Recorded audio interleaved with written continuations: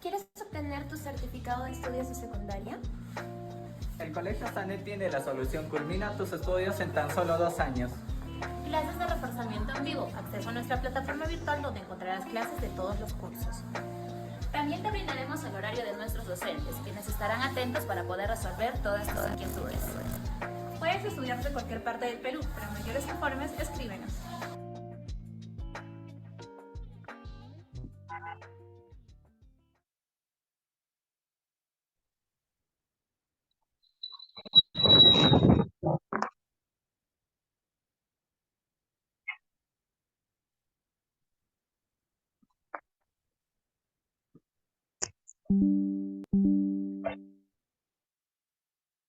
¿Quieres obtener tu certificado de estudios de secundaria? El Colegio Sanet tiene la solución. Culmina tus estudios en tan solo 2 años. Clases de reforzamiento en vivo, acceso a nuestra plataforma virtual donde encontrarás clases de todos los cursos. También te brindaremos el horario de nuestros docentes, quienes estarán atentos para poder resolver todas tus inquietudes. Puedes estudiar de cualquier parte del Perú. Para mayores informes, escríbenos.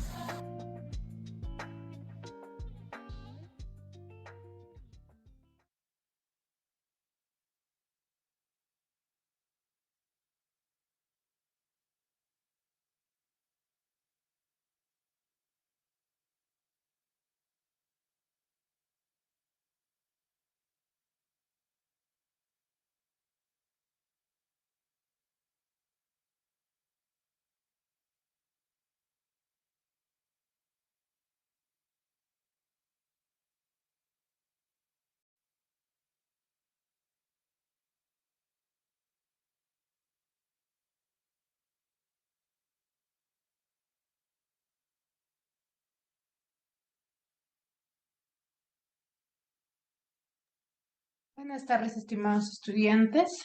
¿Me confirman el audio, por favor? Miss, buenas tardes, sí se le escucha, Miss. ¿Cómo están? Buenas tardes, Miss. Buenas tardes. A ver, vamos a iniciar la sesión del día de hoy, recordando un poco de lo que hemos trabajado ya la clase pasada. A ver, ¿qué tema hemos desarrollado? ¿Quién me podría manifestar?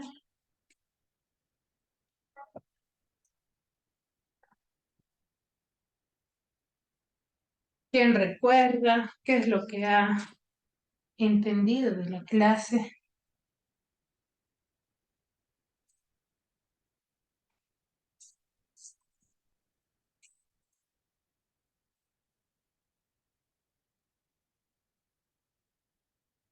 ¿Nadie?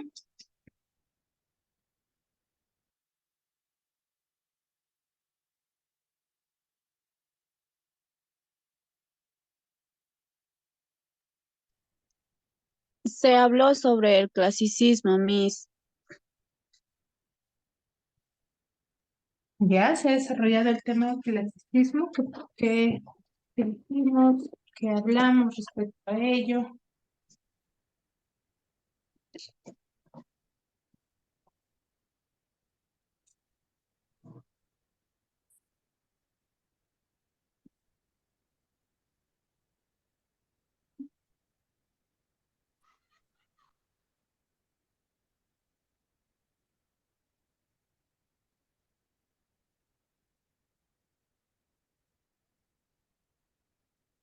Muy buenas tardes. La semana pasada en la clase se habló sobre el clasicismo, sus características.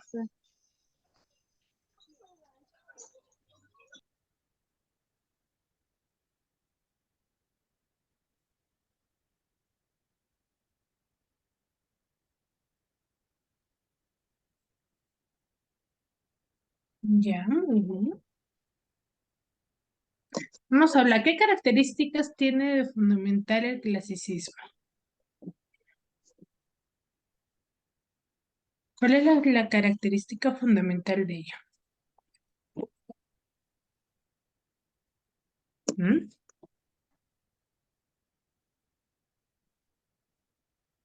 ¿Cómo yo identifico que una obra pertenece al clasicismo?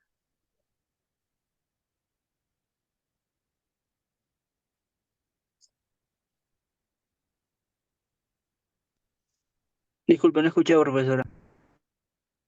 Les decía, bueno, ustedes me comentan, la clase pasada hemos tratado sobre el clasicismo, ¿cierto? Entonces me dicen que hemos hablado de las características, sobre los más importantes. ¿Cómo yo identifico que forma parte del clasicismo?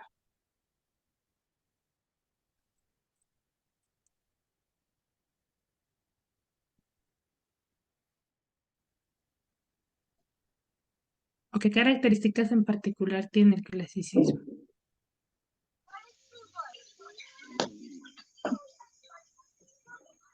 ¿Y cuántos Mitológicos, días duraban estos? Duraban 5 días durante todo. ¿Cómo? Nadie recuerda mitológicos, esos que no estuvieron atentos. mito- puede ser la característica que tiene mitológicos, Miss. Ya, presentaban seres mitológicos. ¿Qué más?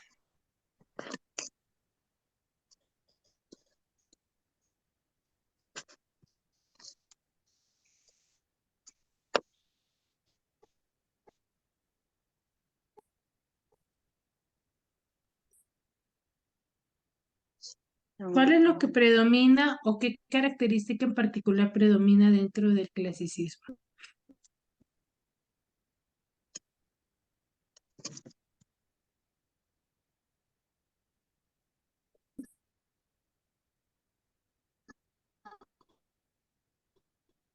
Racionalismo. Ya, es racionalista. ¿Por quiénes predominaba la literatura dentro del clasicismo? Recuerdan que como es la iniciación, es la primera corriente literaria, un movimiento literario, que dentro del clasicismo vamos a encontrar a qué? A la literatura griega, ¿cierto? Entonces, en base a ello, se manifestaba que estaba predominado por dos entes fundamentales. ¿Cuáles eran?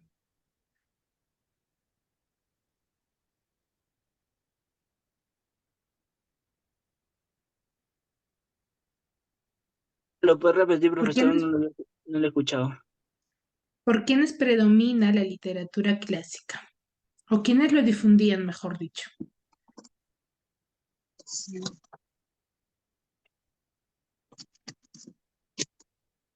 Los viajeros. Los viajeros, ¿cómo se les llamaba?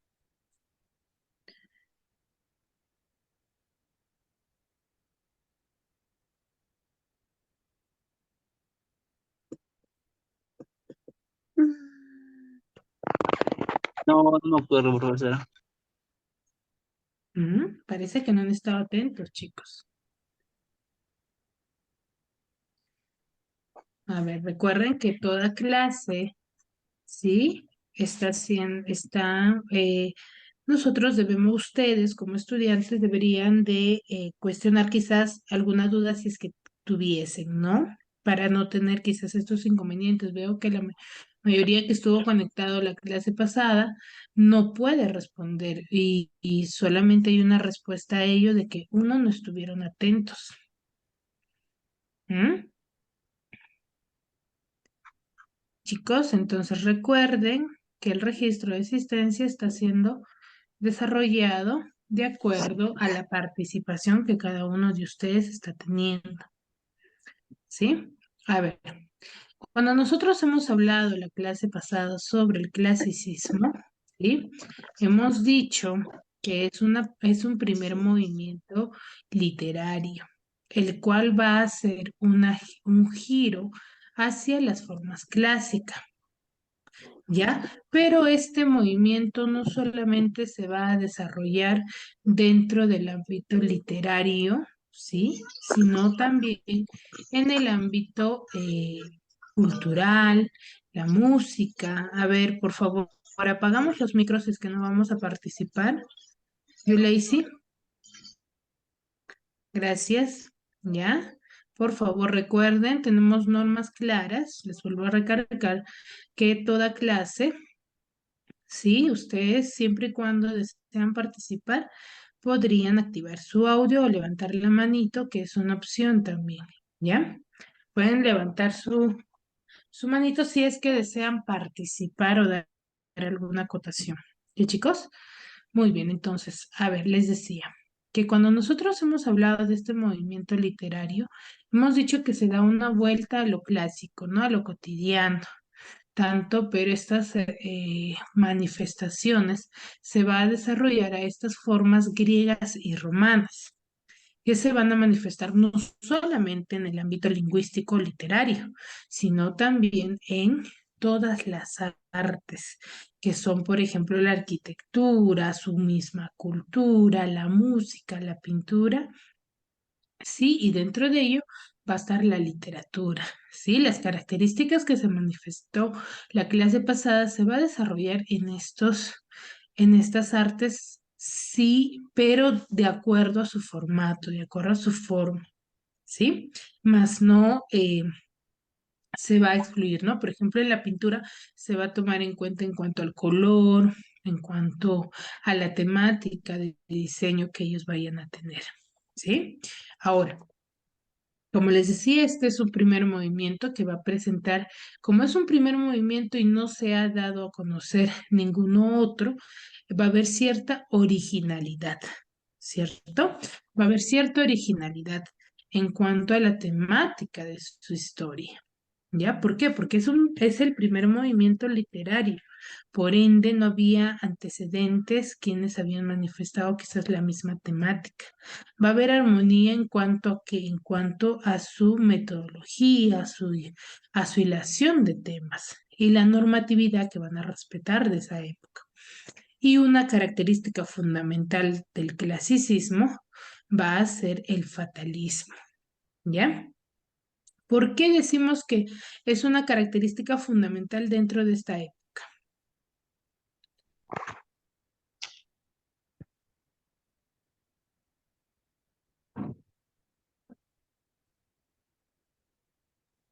Porque ninguna historia termina, digamos, en un final feliz. Ya va por ahí. Pero lo que predomina es el fatalismo. ¿Por qué? Porque dentro de las historias que se han ido contando, ¿sí? Dentro de la época, Kiara, por favor, apagamos el micro o deseas participar. Gracias. ¿Ya? Entonces, les decía, cuando nosotros hablamos de el fatalismo, ¿sí? Se va a asemejar al final, cómo es que se desarrolla el final de la historia. El final de la historia de estas corrientes literarias van a ser bastante escasas, bastante, se podría decir, sangrientas, ¿no? En cuanto al final, no va a haber ese final y vivieron felices, sino va a estar, también va a haber, pero va a estar llena de guerras, que es algo común dentro de, y toda guerra va a traer ciertas desgracias o desventuras, ¿no? Entonces va a estar predominando ello, ¿ya? Va a haber una inspiración en su mitología, ¿por qué? Porque ellos van a tener dioses para toda actividad que desarrollasen, ¿sí? Y el antropocentrismo, ¿no? Se va a centrar tanto en el hombre como en lo divino. ¿Ya? Ahora, dentro de ello, recuerden que decíamos que está la literatura griega, que va a compartir ciertas características también, ¿no? Una de ellas es que vas a tener una búsqueda de la belleza, ¿no? De la perfección. El artista va a ser adicto a lo intelectual, ¿sí? Querer conocer de todo. ¿Ya? Ahora, hace un momento yo les preguntaba y les decía cuál es la característica fundamental que predomina dentro de la literatura griega y me refería al hecho de nosotros manifestar en cuanto a a los rapsodas y aedos, ¿ya? ¿Quiénes eran las personas quienes difundían esta literatura de esta época? ¿Ya? Ellos lo difundían. Entonces, ¿quiénes eran los aedos y rapsodas? ¿Por qué? Porque no había imprenta, no había otro formato para poder difundirlo. ¿Sí? ¿Recordaron más o menos, chicos?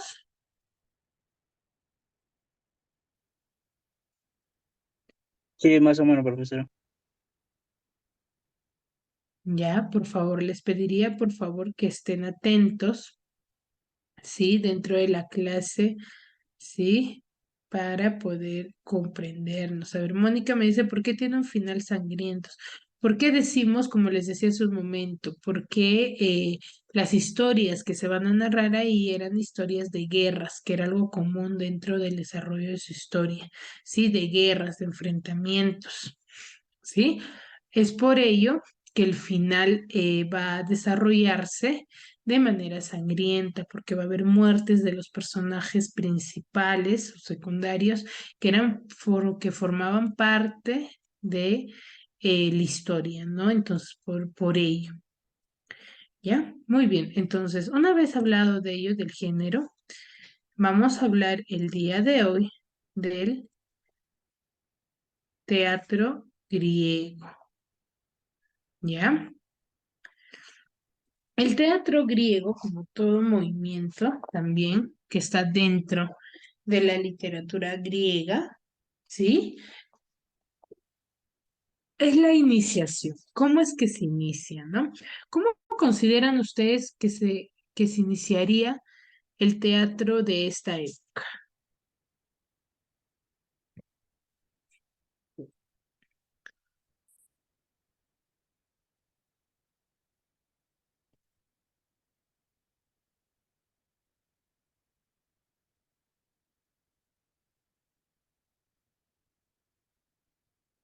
A partir de las historias, profesor. No, no, a ver, la pregunta es, ¿cómo consideran ustedes que se ha iniciado? ¿Cómo crees que ha iniciado? Como en la actualidad vemos, ¿qué temas creen que hayan desarrollado?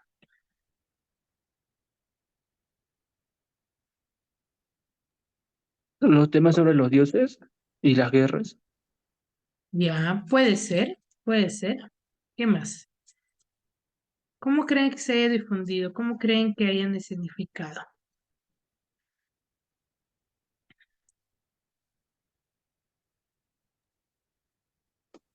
Hacían cultos a los dioses. Ya. A ver, cuando nosotros hablamos del teatro griego, ¿sí? Vamos a dotarlo en la época o en el siglo V antes de Cristo, que se desarrolló en Grecia, en el cual se van a hacer grandiosas representaciones en honor a Dionisos. ¿Quién es Dionisos? ¿Alguna vez lo han escuchado?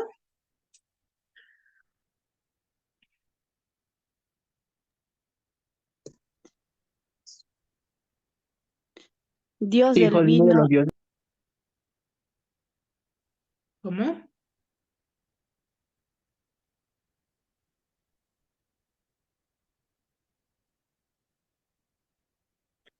A ver, Dionisos es el dios del vino, ¿ya? Entonces el teatro va a surgir con representaciones en honor a este dios, ¿sí? Todo lo que ellos desarrollaban era en honor para obtener buenas cosechas, buenos frutos, ¿sí? En honor a este dios. Entonces, por ende, se dice que el teatro griego se inicia como un carácter religioso, ¿ya? Que se va a manifestar no en actuaciones, sino se va a representar en coreografías, músicas y canto. Ya nosotros en la actualidad, por ejemplo, vemos que las representaciones son con personajes, son basados en una historia, pero no, en esta época se le denominaba teatro a las coreografías, a la música y al canto. ¿Ya? Que se daba en esta época, pero todo en honor al dios Dionisio, ¿ya? Que era para obtener estas riquezas fructíferas en cuanto a que tenga beneficio para el pueblo, ¿no? Entonces, estas festividades referente a este dios va a ser específicamente para ello, ¿no? Y se va a iniciar a muy tempranas horas. Sí, Mónica, ¿deseas participar? Ya, estas representaciones se van a dar a muy tempranas horas y se va a hasta altas horas de la noche, el cual duraba más de una semana, ya, como en la actualidad. Más que todo, mejor dicho, es como si en la actualidad a las fiestas patronales se les denominase teatro, ¿no? O se les aludiera esta terminología, ¿sí? Ahora, acá vamos a tener a los ditirambos. ¿Quiénes eran los ditirambos? Eran bailes y cantos realizados por coro en honor al dios Dionisio. Por eso es que se dice también que no había este contacto entre los personajes, o mejor dicho, entre los actores de esta época. No había este contacto, ¿sí? Sino más bien en busca de que haya este cambio, vamos a tener a Pisístrato, que es el gobernador de esta época, el cual le va a pedir a uno de los que forman parte de este coro, ¿sí? Le va a pedir a Tespis que origine un cambio, ¿no? En esta fiesta dionisiaca.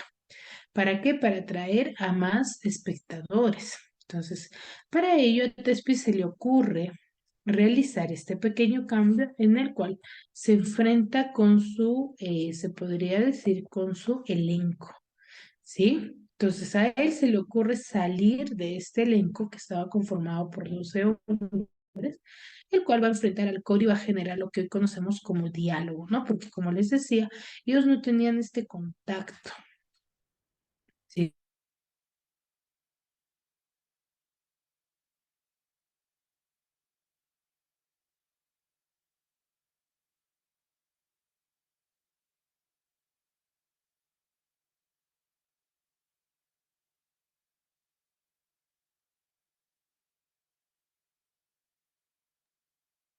¿Hasta ahí alguna duda, chicos?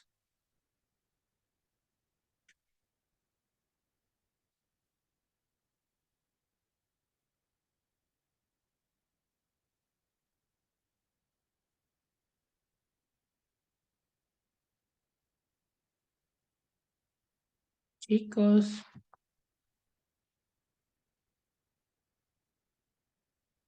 Profesor, no entendí muy bien cómo se crea el diálogo, por así decirlo, ¿no? Ah, ya. Este diálogo, como bien les decía, va a iniciarse por el enfrentamiento que Pisístrato le pide a Tespis. Tespis es uno de los que forman parte de este elenco, ¿no? Que realizaban el teatro en esta época, el cual, ¿qué hacer? Él se enfrenta al coro manifestándoles que se va a salir. Entonces, como él les enfrenta, es lo que ahí se introduce el diálogo porque ellos no tenían contactos, eran individualistas, cada quien actuaba por su lado, lo representaba por su lado. Ya, en base a este enfrentamiento es lo que nace, lo que es el diálogo. Sí, pero lo que Tespis realizó no fue algo real, no algo que él quisiese, sino era por pedido de alguien. Entonces, por ende, se le considera a Tespis como el primer actor de la historia, pero un actor hipócrita, ¿no? Porque fingía desarrollar algo cuando no era. Y de esta manera van a ser la tragedia griega como subgénero dramático de la época. ¿Sí? Ahora, ¿dónde se desarrollaban estas representaciones? Son en este, ¿no? Que les estoy compartiendo. En esto se realizaba en el teatro, el cual significa lugar para contemplar, ¿sí? En este espacio se realizaba y duraba muchos días, ¿no? El cual pues la gente permanecía observando el espectáculo por su mismo formato, ¿no? Como ustedes ven, es un cono invertido en el cual tenían acceso a toda la escenificación, ¿sí? Entonces, por eso es que se desarrolla bien esas ventanales que aquí lo van a ver mucho mejor, ¿sí? Ahora en la actualidad se ven de esta manera. Ahí cada actor, se podría decir, se encontraba en cada ventanal. Es por ello que se dice que no tenían contacto ni diálogo. Como ustedes ven, no había ese contacto, era individualista, ¿no? Cada quien actuaba de forma particular. ¿Sí? ¿Me dejo entender? Sí, profesor.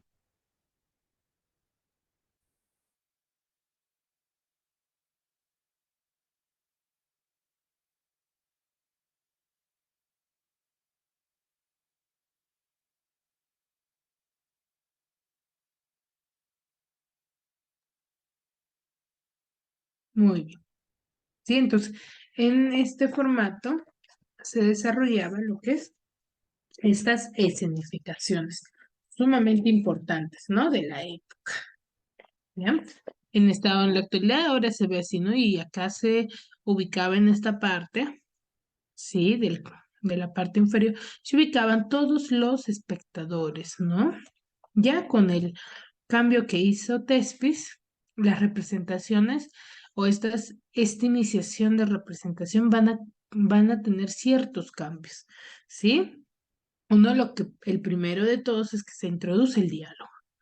Va a cambiar de este carácter que era en honor, todo era en honor al dios Dionisio, sí, va a cambiar. Ya no solamente va a ser en honor a este dios, sino van a desarrollar temas y conflictos del hombre de esta época, ¿no?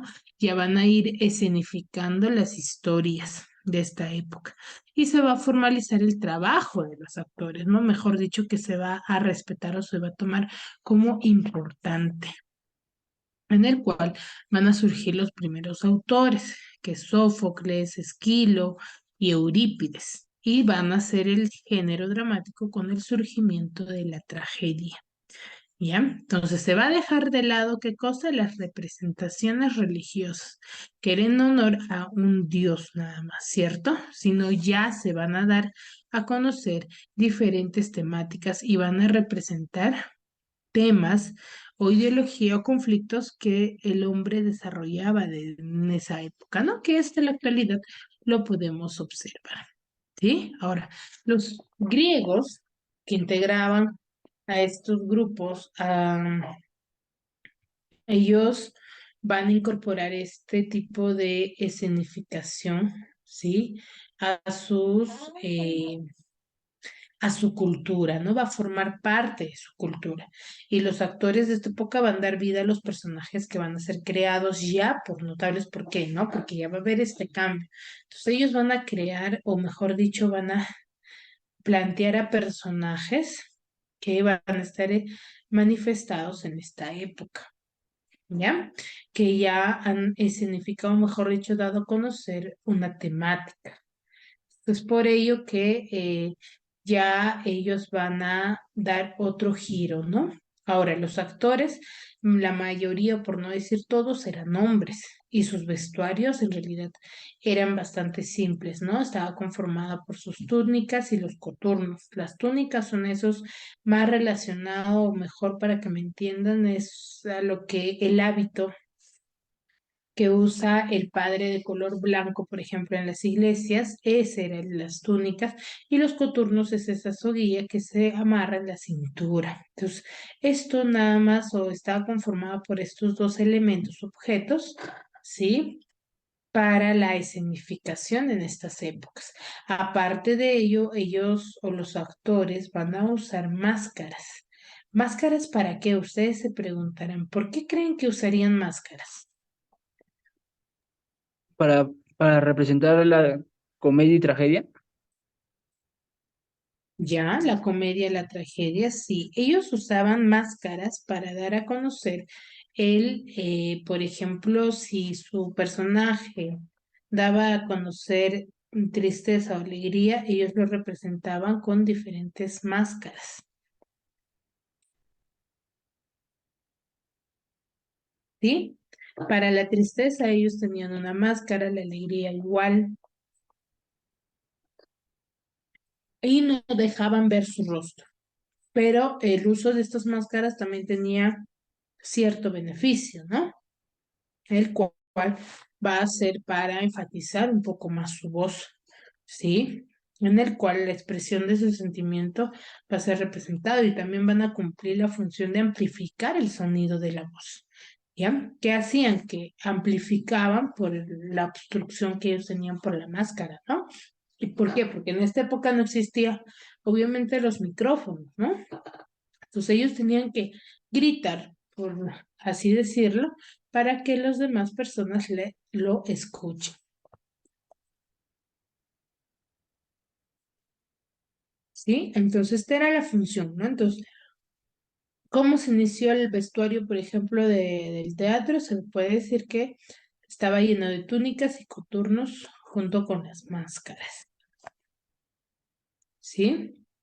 Ahora, el género dramático dentro del teatro va a ser una realidad que va a ser creada por un dramaturgo, mejor dicho, escritor, que se va a presentar directamente al receptor. ¿Quién es el receptor?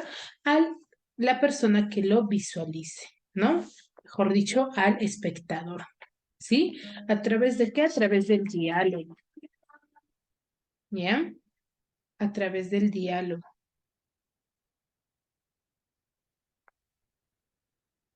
¿Sí? Ahora, su eje central va a ser la acción y el conflicto dramático. Hola, buenas tardes. ¿Ya?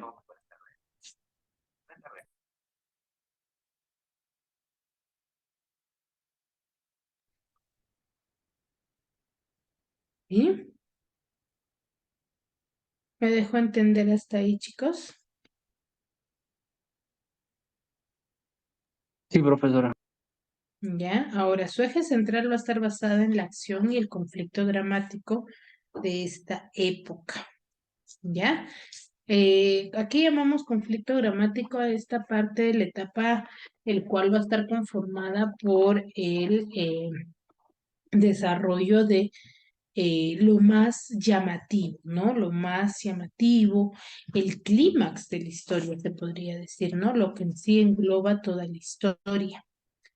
¿Ya? La acción, ¿cómo se define? La acción se va a definir como la suma de movimientos, ¿no? Que se va a realizar tanto internos como externos dentro de la acción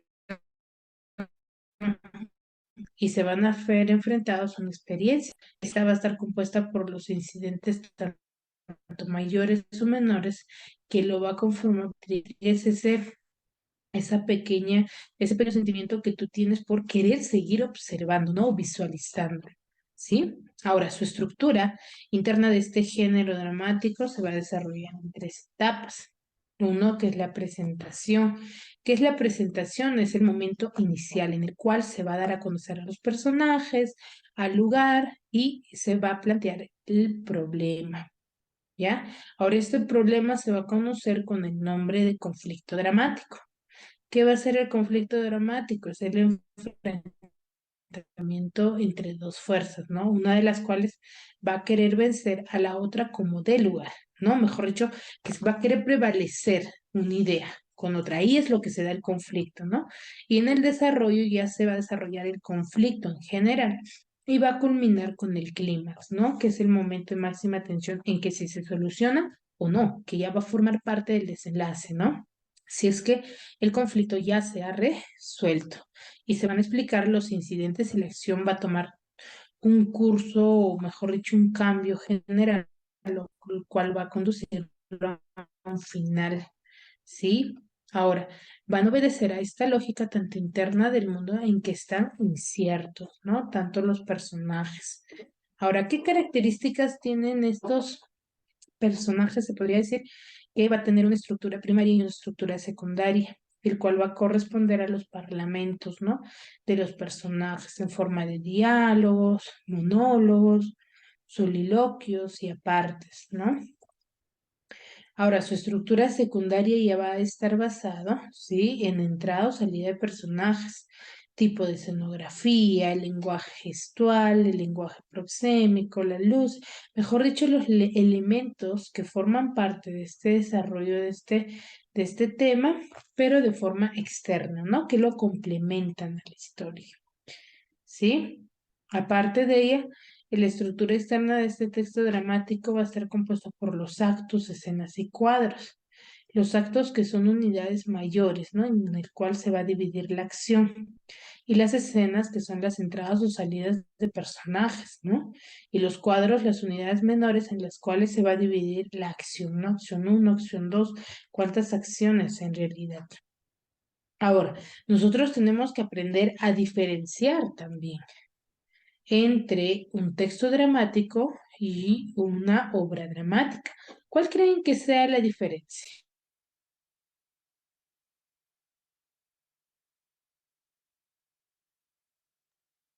La diferencia está en los hechos porque el texto es como decir algo para leer y la representación de obras es algo actuado. ya es la representación, la obra teatral, ¿no? El cual va a estar compuesta ya por la escenificación del texto dramático, ¿sí? A eso nos referimos cuando hablamos de obra dramática y obra teatral. Ahora, ¿qué elementos van a formar parte de esto? Van a ser, por ejemplo, en los personajes, van a ser muy parecidos a los narrativos, ¿sí? Va a aparecer también el personaje colectivo, ¿sí? Una gran variedad, que se va a representar a muchas otras, ¿no? Por ejemplo, al coro, de las tragedias, al pueblo y el alegórico, ¿no? Que va a simbolizar un rasgo de carácter, ¿no? Cómo es que, o en qué tipo de carácter o temática se refiere. Y el lenguaje dramático ya va a estar basado en el diálogo, que es la interacción entre más de una persona, el monólogo de una sola persona, ¿sí? El parlamento, que son ya un discurso extenso de personajes, el aparte, el lenguaje acotacional, ¿sí? Que forman parte.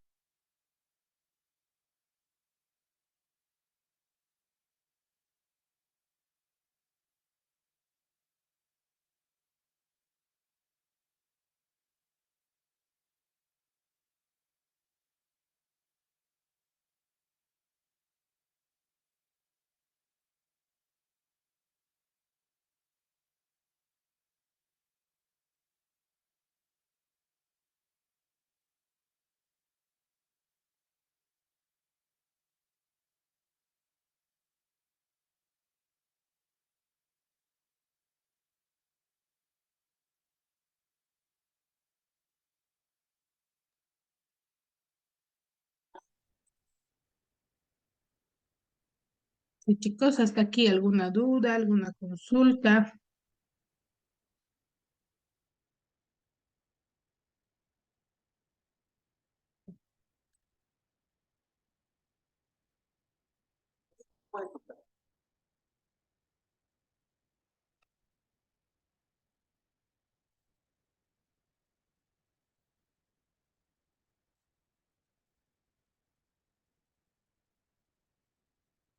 Chicos, ¿alguna duda, alguna consulta hasta aquí?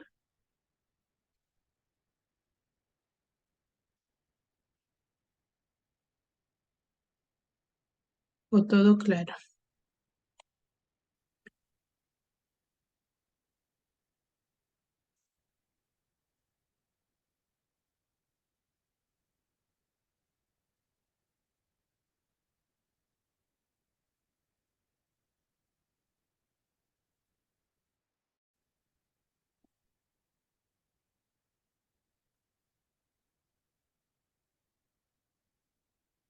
Chicos,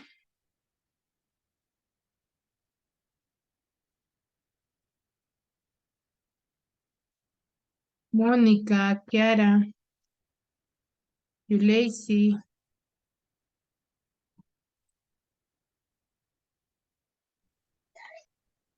Sí, Miss, entendí más o menos. A ver, entonces, a ver, yo le hice una consulta para verificar. Entonces, ¿en qué formato, mejor dicho, dónde se desarrollaban estas escenificaciones religiosas con las cuales se inició el teatro?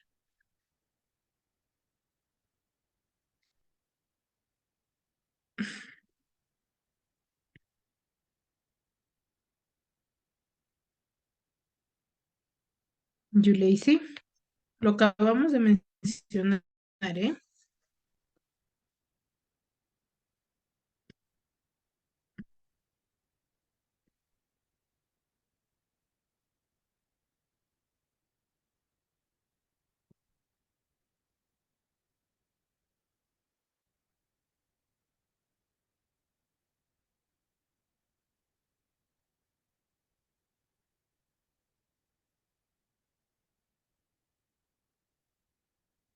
Yuleisi, Esa parte no entendí, Miss. a ver, ¿qué me puedes decir de lo que has entendido? A ver.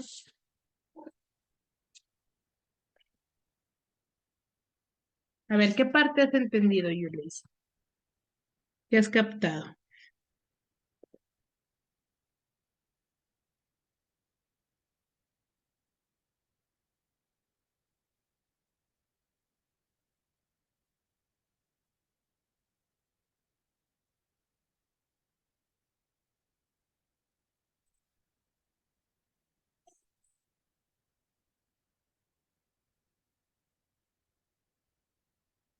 Yuleisi,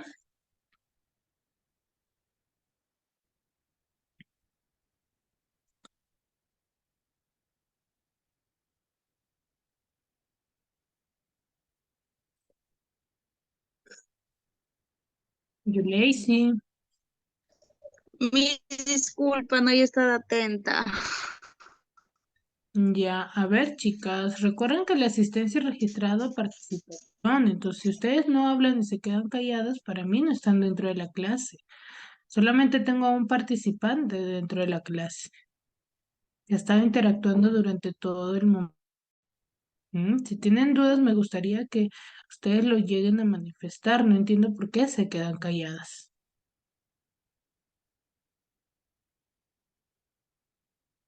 A ver, nosotros hemos estado hablando sobre la iniciación, ¿no? De este género, se podría decir, del teatro griego, que va a formar parte de la historia para nosotros darnos cuenta de cómo en sí surgió, ¿no? Y cómo que a través del tiempo han ido modificándose, ¿sí?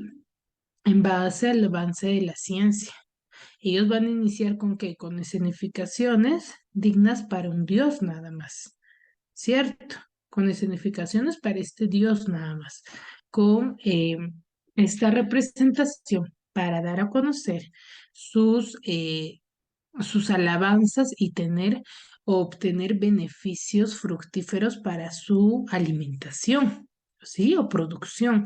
Entonces, en esto se basaba. Ya con el pasar del tiempo se van a dar diferentes modificaciones en los cuales ya no se van a dar en formato de coreografías o música, sino en representar su temática o los temas ya de los escritores de esta época, ¿no?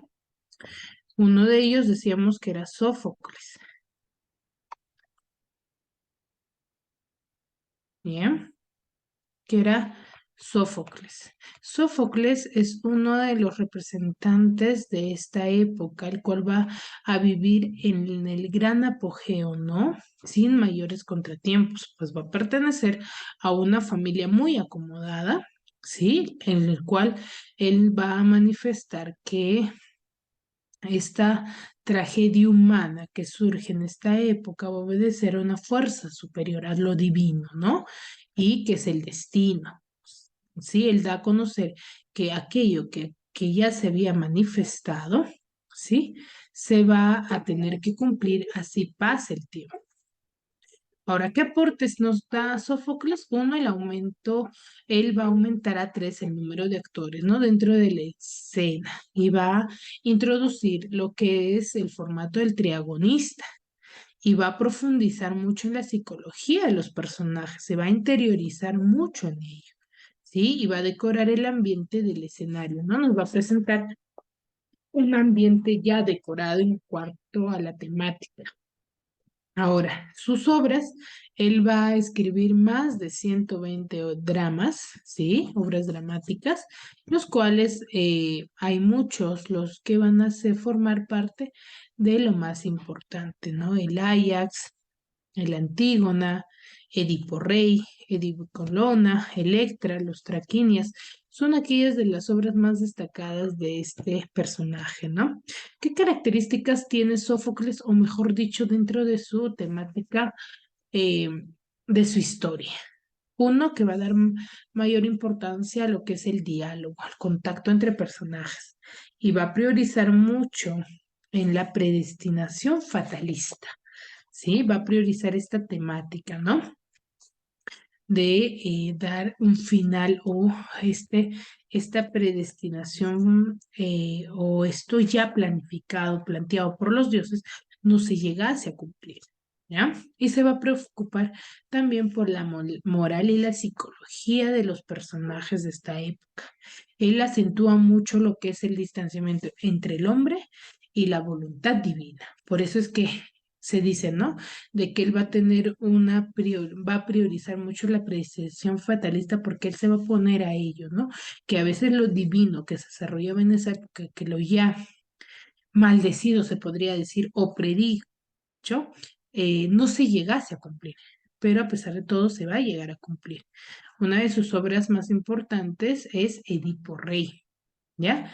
Edipo Rey. ¿De qué trata Edipo Rey? Edipo Rey, sí, es una historia que va a narrar el destino que ya se había planificado por los dioses, el cual va a estar lleno de muchas muertes y muchas complicaciones por el cambio de, se podría decir, de final, ¿no? Por querer cambiar este final. ¿Ya? Acá vamos a tener como tema secundario, ¿sí? El parricidio, el fatalismo, la búsqueda de la verdad y la justicia, ¿no? Dentro de los personajes tenemos a Yocasta, Tiresías, Creonte, al mensajero y al mismo Edipo, ¿no? Que es uno de los personajes principales en el cual gira en torno a él su historia, ¿ya? ¿De qué nos trata Edipo? Edipo es una historia de aquel rey que es de Tebas, en el cual, al escuchar unos lamentos de un coro de ancianos, ¿sí? Que les manifestaba que la peste va a devastar la ciudad y el oráculo anuncia que mate a Edipo, ¿sí? De no haber sido castigado el asesino del rey anterior, que era el rey Layo, cuya viuda era Yocasta. Entonces, el cual se había casado ahora con Edipo. ¿Quién era Edipo? Su propio hijo. ¿Qué pasó antes de ello? Había pasado que los padres de Edipo, los reales, ¿eh? El oráculo les había manifestado que le iba a traer mucha tragedia a la familia, ¿sí? Y que se iba a casar con su madre, iba a matar a su padre, ¿sí? Entonces, por evitar ello, los padres de Edipo le entregan al mensajero a este pequeño, ¿sí? Le entregan a Edipo para que se deshaga de él, pero le da sentimiento y no lo puede realizar, ¿sí? Entonces ahora, al pasar del tiempo, él ha crecido y cree que otros es su padre, ¿sí? Entonces, al enterarse de que el oráculo vuelve a manifestar que va a venir una peste porque se ha sucedido esto, Edipo ordena que se hagan investigaciones para dar con los responsables del asesino del rey Layo, ¿sí? Que era su padre. Entonces, el adivino Tiresias se va a negar rotundamente a hablar por temor, ¿sí? Pues debe acusar al mismo Edipo, porque él fue quien le había matado a su padre, ¿sí? En el cual, en el transcurso que le iba a Tebas, se había encontrado y habían tenido un pequeño enfrentamiento en el cual se va a producir esta muerte.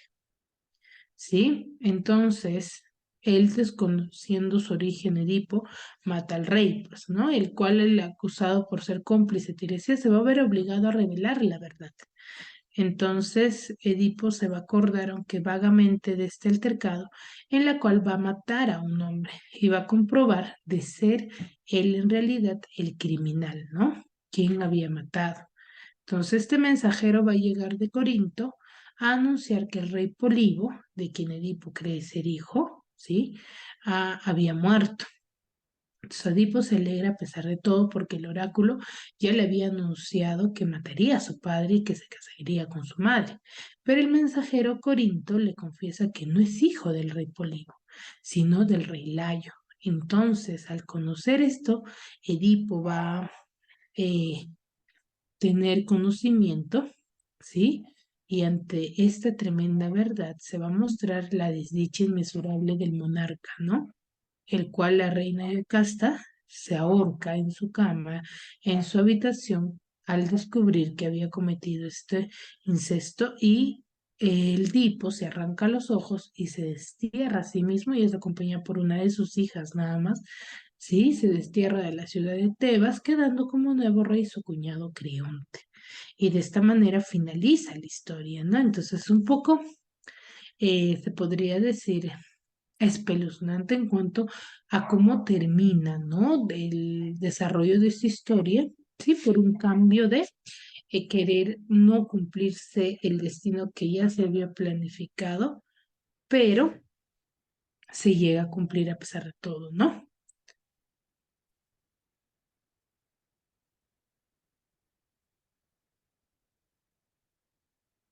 ¿Sí? Ahora les voy a mostrar un pequeño video respecto a esta historia.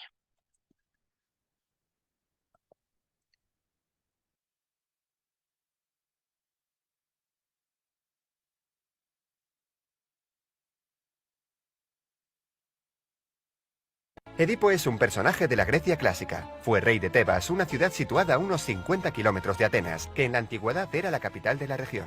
Su historia fue recogida por varios autores clásicos, aunque la versión más conocida fue la que escribió el poeta trágico Sófocles en su Edipo Rey, hacia el año 430 a.C. La leyenda comienza con su padre Layo, el rey de Tebas en aquella época. El monarca no conseguía tener un hijo con su esposa Yocasta, a pesar de intentarlo durante varios años. Desesperado, acudió al oráculo de Delfos, un templo sagrado de consulta a los dioses, buscando una solución. En vez de eso, se encontró con una profecía terrible que decía que su hijo algún día mataría a su padre y se casaría con su madre. Impresionado, Layo decidió guardar la profecía en secreto y desistir de tener hijos. Pero finalmente, una noche, bajo los efectos del alcohol, acabó por concebir a Edipo. Layo temía que la profecía se cumpliese, y para evitarlo decidió deshacerse de él al nacer. Se lo entregó a un pastor para que lo abandonase en el monte Citerón, pero antes le atravesó los pies con una fíbula, el broche de su túnica, para que nadie quisiera adoptarlo. Sin embargo, nuestro protagonista tuvo suerte y fue encontrado por otros pastores que se lo entregaron a Pólibo, el rey de Corinto, otra ciudad situada más al norte. Como no tenían hijos, él y su esposa Mérope decidieron adoptarlo, y le pusieron de nombre Edipo, que significa pies hinchados. Creció sin saber que era adoptado y se convirtió en un muchacho conocido por su gran valentía, pero sus compañeros se burlaban de él, porque decían que alguien tan intrépido no podía ser hijo del ingenuo Pólibo. Para salir de dudas, decidió ir a consultar al oráculo de Delfos, y este le profetizó algo que no esperaba, que mataría a su padre y se casaría con su madre. Asustado e intentando evitar la profecía de todas las maneras, Edipo huyó de Corinto para alejarse de Pólibo y Mérope, quienes pensaba que eran sus padres, y se dirigió a Tebas. La mala fortuna quiso que se encontrase con Layo, su padre biológico, en un cruce de caminos. Su heraldo le ordenó que les cediese el paso, pero Edipo se negó, y en represalia mataron a uno de sus caballos. Esto enfadó mucho a Edipo, que terminó asesinando al heraldo y al propio Layo, sin llegar a saber que se trataba del rey de Tebas y su propio padre.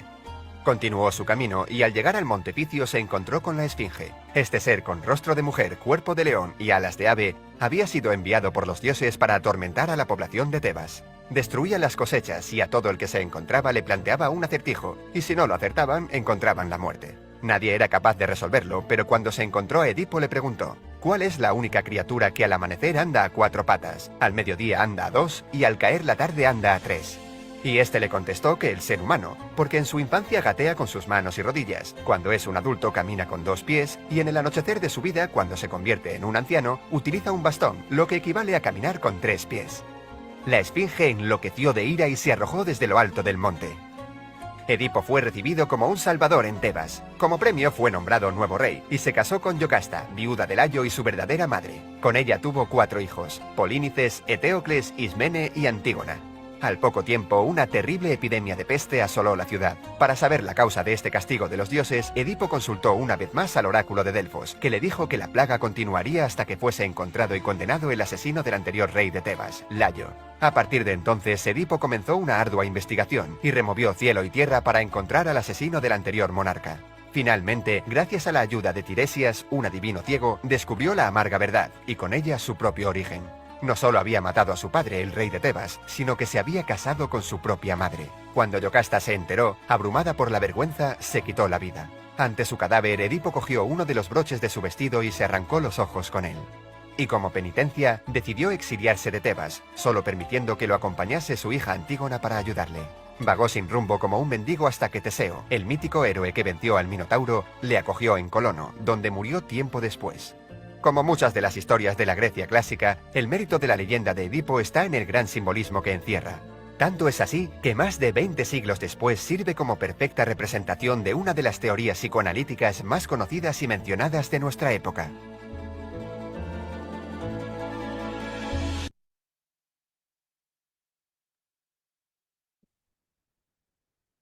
Muy bien, chicos.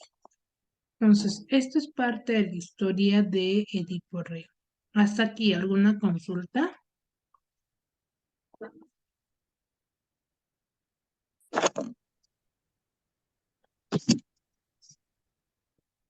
¿Qué les pareció la historia?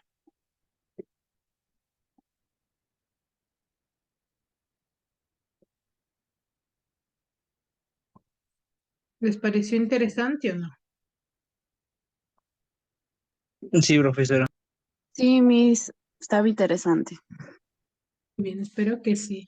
me hayan podido comprender. Entonces, si no hay dudas hasta aquí, ¿sí? Nos vamos a quedar ahí y nos vemos la siguiente clase. Cuídense mucho.